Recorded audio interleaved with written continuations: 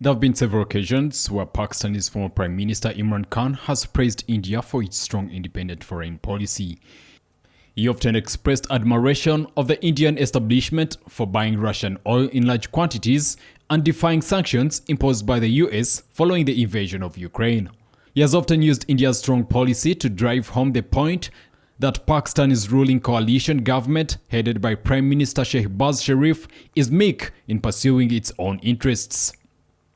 On Saturday, Khan went a step further to express his appreciation by playing out a video clip of India's Foreign Minister Dr. S Jaishankar during his mega Lahori rally.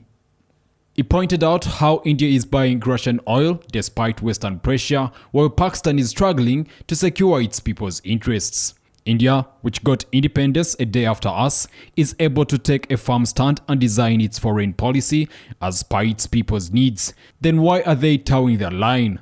Imran Khan asked.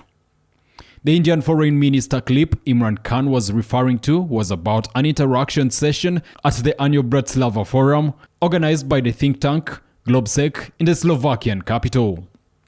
Jaishankar, who was the keynote speaker, was responding to a question about India's Russian oil purchases funding the war in Ukraine.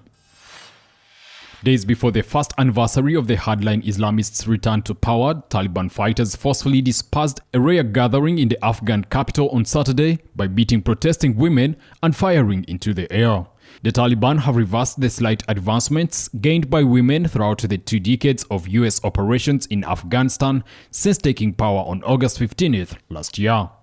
An AFP correspondent said that some 40 women marched in front of the Education Ministry building in Kabul while chanting food, work and freedom. But fighters dispersed them by firing into the air.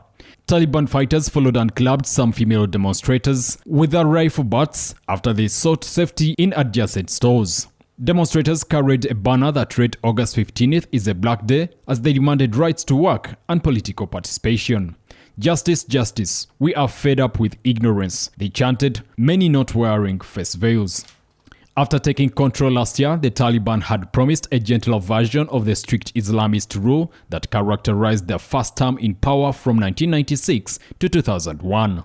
But in order to conform to the movement's severe interpretation of Islam, numerous limitations have already been put in place, particularly for women. Many government occupations are no longer open to women, and tens of thousands of girls have been excluded from secondary education. Additionally, women are now only permitted to visit the public gardens and parks in the capital on days when men are not present. Long-distance solo travel is also no longer permitted.